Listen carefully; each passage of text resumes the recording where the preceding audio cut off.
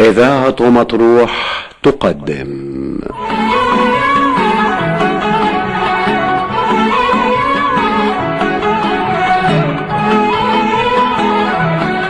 عشت يا مطروح بلادي، يا ميلادي، يا ذكرى تاريخ أجدادي.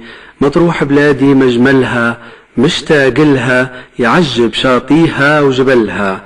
عن انجليز انتصروا هلها، يوم الصادي جيش صنعوا اقطاع في الوادي. صورة عن وطني ننقلها يوم عيادي، نطري ناس أصحاب مبادئ.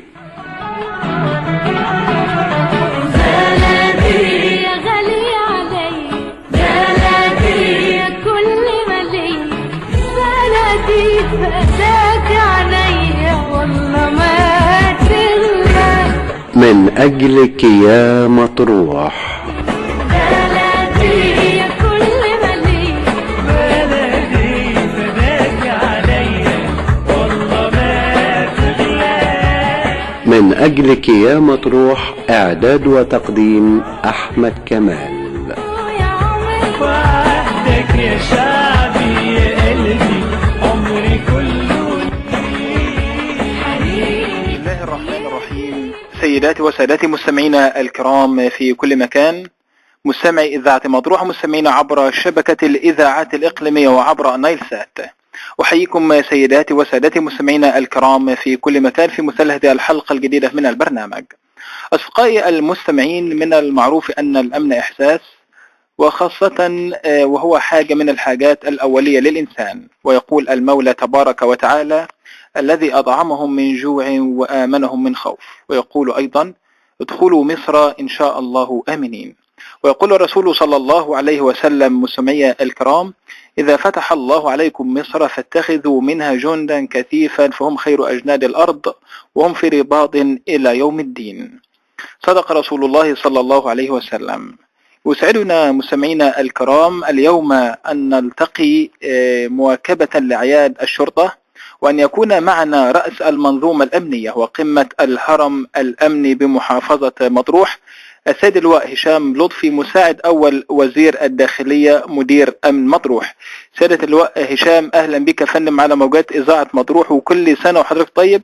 وأحب أنقل لحضرتك تحيات أهالي مطروح.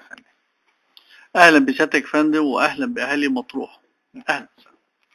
بداية يا فندم، عايزين نعرف من سيادتك ونخبر جميع السادة المستمعين خطة المديرية للاحتفال بعيد الشرطة هذا العام.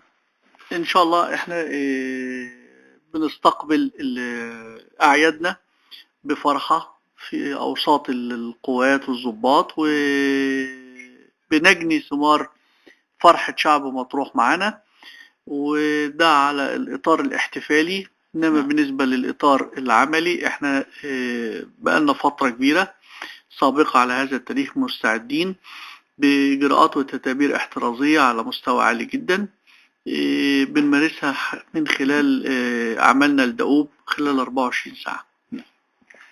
حضرتك هذا ربما يقودنا لموضوع آخر، وهو قطاع حقوق الإنسان لدى مديرية الأمن، والذي يعني سيادتك توليه أهمية خاصة هنا على أرض محافظة مطروح. وآخرهم يمكن كان التنسيق مع شؤون الصحية والأوقاف من أجل توجيه هذه القوافل لرعاية ربما المحجوزين أو الذين عليهم أحكام، وأيضا من أجل التوعية الدينية لهؤلاء. عايزين نعرف من حضرتك يعني أهم وآخر هذه المجهودات في قطاع حقوق الإنسان. يعني هو فرصة أحب أتوجه بالشكر والتقدير لسيد وكيل وزارة الصحة وسيد وكيل وزارة الأوقاف على تعاونهم الإيجابي معنا في تنفيذ خطة الوزارة بشأن حقوق الإنسان، وخاصة حقوق اللي هم المحبوسين، لأن هم موجودين في مكان لا حول له ولا قوة. فاحنا بنوفر له الرعاية الصحية والتوعية الدينية ليرجع تاني إلى صوابه ويبعد عن طريق الجريمة. فأنا أحب أوجه الشكر طبعا على قمتهم السيد المحافظ لتوجيهه المستمر لتوفير كافة سبل الأمن والأمان للمديرية. يعني بالتأكيد يا فندم هيتم تعميم ده على كافة مراكز مطروح وجميع أقسام الشرطة بالتأكيد. هو فعلا كان في عندنا حملة في النجيلة وفي براني وفي السلوم وفي سيوة، ودي كلها بيبقى متزامنة كلها مع بعض. كافة المراكز وأقسام الشرطة كافة والشؤون الجديدة. بالضبط. لازلنا نتواصل معكم، وهذا اللقاء مع سيادة اللواء هشام لطفي مساعد أول وزير الداخلية مدير أمن مطروح، والحديث حول أهم الإنجازات خلال الفترة الماضية. يعني سيادة اللواء عايزين نعرف برضو من حضرتك يعني الإنجازات في قطاع مباحث التموين وأهم الضبطيات. والله مباحث التموين كان لها السبق في كذا قضية، وده من دافع اهتمامهم بصحة المواطن المطروحي. طبعا في قضايا اللي هي الأغذية الملوثة والمنتجات الغذائية الغير صالحة للاستهلاك الآدمي، وحققنا خلال الفترة اللي فاتت قضايا كبيرة وكانت مؤثرة في الشارع المطروحي. بالتأكيد يا فندم، ربما الجانب الغذائي هو جانب مهم جدا في الشارع المطروحي، يعني وملاحظ طبعا من قبل الشارع المطروحي، ولاحظ مجهودات سيادتكم في متابعة الأسواق ومتابعة الأسعار من أجل مكافحة غلاء الأسعار وربما محاربة التجار الجشعين. عايزين نعرف من سيادتك يعني أهم المجهودات في هذا الإطار. احنا مبدئيا الاول كانت وزارة الداخلية وجهت بتوفير اماكن منافذ لتوزيع وبيع منتجات غذائية، فوفرنا لغاية دلوقتي في داخل مدينة مطروح 4 منافذ لتوزيع وبيع المنتجات الغذائية بأسعار مناسبة جدا لجميع الأماكن فين؟ الأماكن بتاعتها أمام المحكمة القديمة جنب جوار إدارة المرور، وواحدة أمام قوات الأمن، وواحدة في كيلو 7، والرابعة قدام نادي الشرطة الاجتماعي. نعم. بالإضافة أنه خلال المرحلة الجاية هيبقى في كل مركز اسم على مستوى المديرية هيبقى في منفذ للبيع. جميل جدا. بنقول يا فندم يعني أسعار السلع المعروضة بالتأكيد أسعار منافسة للسوق. هي أسعار منافسة، إنها ما بقاش فيها ربح، هي بتتباع بسعر التكلفة بالظبط، ما بقاش فيه أي هامش ربح. والمقصود من دي توفير السلع والجيدة للشعب المطروحي، تقديرا من وزارة الداخلية ومديرية أمن مطروح للشعب المطروحي. دي متاحة لكافة المواطنين جميعا؟ متاحة للجميع، وهي أصلا معمولة للشعب. أكيد. عايزين نعرف من سيادتك يا فندم ولجميع السادة المستمعين، بالتأكيد هناك إنجازات كبيرة في قطاع الدفاع المدني والحماية المدنية والإنقاذ من خلال ربما إنشاء نقاط إطفاء جديدة، سيارات جديدة، يعني نوصل للسادة المستمعين كل ما هو جديد في قطاع الدفاع المدني لكي يطمئنوا. هو إن شاء الله خلال الفترة اللي جاية سيشهد افتتاح نقطتين إطفاء جداد، بالإضافة إلى وصول سيارة تعتبر أحدث سيارة على مستوى الجمهورية، سيارة إطفاء، وهي بتشيل 14 طن مية، ودي السيارة الوحيدة على مستوى الجمهورية موجودة عندنا. جميل. في مطروح، هي لسه جاية ونزلت الخدمة تقريبا من أسبوعين. جميل. طب يا فندم النقاط الجديدة التي سيتم افتتاحها أين؟ هنا في مركز مرسى مطروح ولا في مراكز خارجية؟ في واحدة في سيوة وفي واحدة هنا في مطروح في كيلو 7. كيلو 7. فندم أيضا تقريبا في عالم الروم تقريبا في نقطة جديدة ربما بالإضافة لعالم الروم. سيادة اللواء هشام لطفي مساعد أول وزير الداخلية مدير أمن مطروح، طبعا مكافحة الجريمة بأنواعها بالتأكيد هناك مكافحة المخدرات وهناك ضبطيات متعددة، فعايزين سيادتك يا فندم تلقي لنا الضوء على هذا الأمر. طبعا حماية للشعب المطروحي والأبناء شعب مطروح، احنا لا نألو جهدا خلال 24 ساعة في مطاردة من يتاجرون بصحة أبنائنا، والحمد لله لنا نتائج طيبة. أخيرا كان امبارح جايبين أحد المهربين مع 22,000 قرص ترامادول و14 كيلو حشيش، وده طبعا جهود ما بتجيش كده من فراغ، لا بتيجي بمتابعة ومراقبة حساسة وباحترافية، يتم متابعتها باحترافية معينة إلى أن يتم الضبط. وده كله على أساس برضو إن شاء الله نمنع هذا النوع من الجرائم اللي هي المدمرة للشباب. فندم، عايزين أيضا نتحدث عن المرور واستعادة السيارات المسروقة والمخالفات المرورية. يعني في هذا القطاع هناك يعني إنجاز كبير جدا نحب نستعرضه مع سيادتك ونقول للسادة المستمعين أهم هذه الإنجازات. والحمد لله إدارة المرور تتميز بوجود قائد مرور واعي وذو فكر مستشرق، وبدأ يطبق نظام جديد هو نظام الشباك الواحد، وعمل دورة استنادية حديثة تدي وقت زمني حوالي نص ساعة ما بين تقديم الورق إلى استلام الرخصة، وده يعتبر إنجاز. وفي نفس الوقت برضه تحركه في الشارع المطروحي كله يشهد دي بحكاية السيولة المرورية وعدم وجود أي إعاقة في أي إشارة، بالإضافة طبعا لحسن معاملة الجمهور، وده يدي انطباع للجميع بمدى كفاءة السادة ضباط المرور وتوجيهات قيادتهم. إن شاء الله. أحباء المستمعين في كل مكان، لازلنا نتواصل معكم وهذا الحوار الشيق، هذا الحوار من القلب مع السيد اللواء هشام لطفي مساعد أول وزير الداخلية مدير أمن مطروح. بالتأكيد سيادة اللواء يعني مديرية الأمن لا يعني تغفل عن هموم الشارع المطروحي، وخاصة ما شاهدناه خلال الأيام الماضية من هطول أمطار غزيرة على أرض محافظة مطروح. بالتأكيد كان لكم دور في مكافحة هذه السيول وشفطها من الشوارع. نعرف يا فندم الدور اللي بتقوموا به والمساهمات سيادتكم في ده. أولا بالنسبة لطول الأمطار وبنقول دي بشرة خير لأهالي مطروح، وخصوصا البدو خير عليهم. لكن احنا انشأنا وحدة جديدة اسمها وحدة مكافحة السيول والتجمعات المياه. دي وحدة جديدة تم انشائها في الحماية المدنية للتحرك للأماكن التي تكون فيها نكبة سيل أو تجمع ماء، فبنبدأ نتعامل معها على أساس ما نوصلش لدرجة نحد من الدرجة التدميرية بتاعته. أكيد. جميل جدا. بالتأكيد يا فندم يعني من عوامل الأمن والأمان إدخال كل ما هو جديد في المنظومة الأمنية على أرض محافظة مطروح. بالتأكيد يعني سمعنا عن هناك أبراج متحركة ربما لأول مرة تتواجد على أرض محافظة مطروح.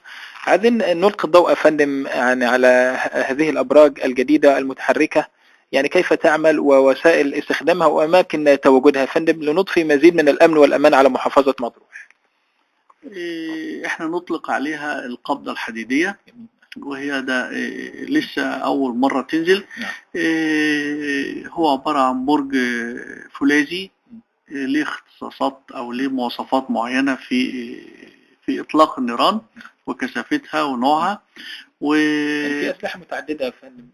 بالضبط، في كم من الأسلحة داخل هذا البرج، بالإضافة إلى وجود حماية تامة للأفراد داخل هذا البرج.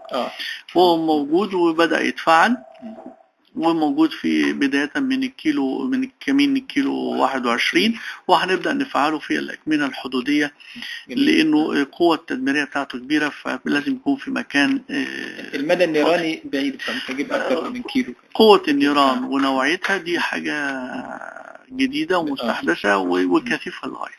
جميل جدا إن شاء الله بإذن الله. كده فندم أيضا لبث روح الأمن والأمان والطمأنينة في محافظة مطروح، حضرتك كان لك أفكار إبداعية وأفكار ابتكارية من خلال قوات جديدة وهي قوات النخبة وقوات العاصفة.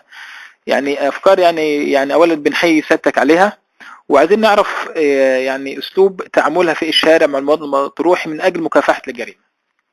بالنسبة للعاصفة بتتميز بسرعة الحركة والأداء السريع وسرعة الانتقال لمكان البلاغ والسيطرة عليه واحتلال مسرح الجريمة، وده بيتم في زمن قياسي وبيتعمل تدريب لرفع المستوى وإنجاز المأمورية المكلفين بها في أضيق وقت ممكن.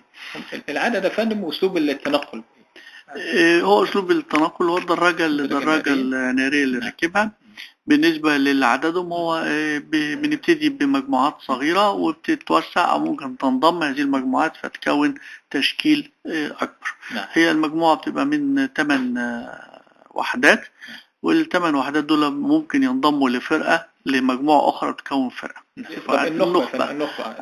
النخبة بتتميز بأنها معها سيارات، كلها سيارات دفع رباعي، تتميز بمستوى أعلى من التدريب، ودي تنتقل إلى دي تعتبر مجموعات وحدة قتالية، هم عبارة عن 4 عربيات، دي تعتبر وحدة قتالية مستقلة بتخش في المستوى الأعلى.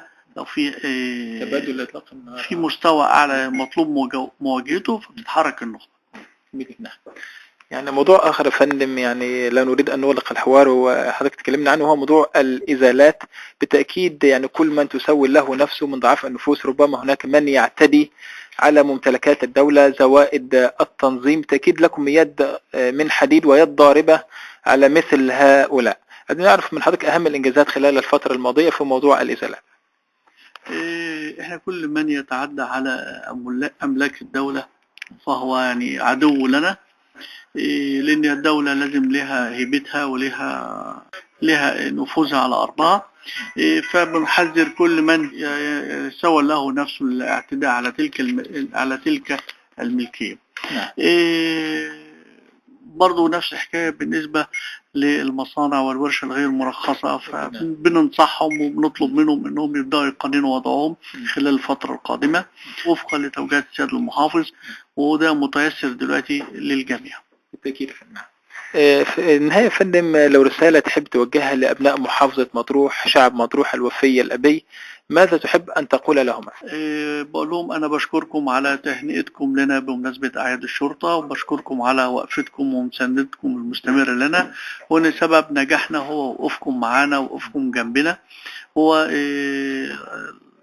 الضباط والقوات والأفراد المجندين حاسين أنهم وسط أهلهم، وسط ناسهم، وسط عشيرتهم، وإحنا بنأدي بحب وإخلاص تقديرا للشعب المطروحي والشارع المطروحي. طب لو رسالة سيادتك توجهها لزملاء سيادتك وأبنائك من السادة الضباط، ماذا تحب أن تقول لهم؟ أقول لهم كل سنة وأنتم طيبين، وأعياد طيبة عليكم جميعا، والشعب المطروحي بيطلب منكم المزيد من الجهد والدماء، واحنا مكلفين ان احنا واجب علينا وحق الشعب المطروحي علينا اللي احنا نخليه يعيش في امان واستقرار وهدوء. نعم بالتأكيد يا فندم. في النهاية يعني لا ننسى دماء رجال الشرطة الطاهرة التي أريقت دفاعا عن هذا الوطن، فلهم كل تحية وكل تقدير، وشكرا لسيادتك. شكرا يا فندم. شكرين. سيادة اللواء هشام لطفي، مساعد أول وزير الداخلية مدير أمن مطروح، شكرا جزيلا لك يا فندم، وكل سنة وحضرتك طيب يا فندم. شكرا. أيضا صح يا فندم. شكرين يا فندم. شكرا.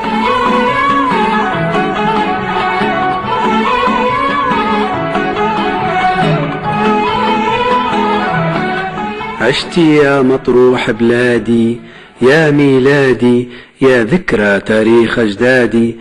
مطروح بلادي مجملها مشتاق لها، يعجب شاطيها وجبلها.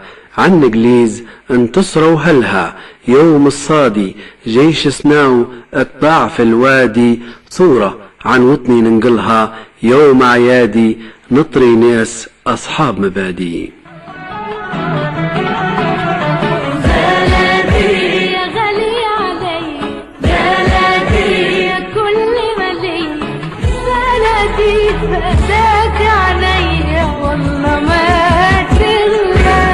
من أجلك يا مطروح.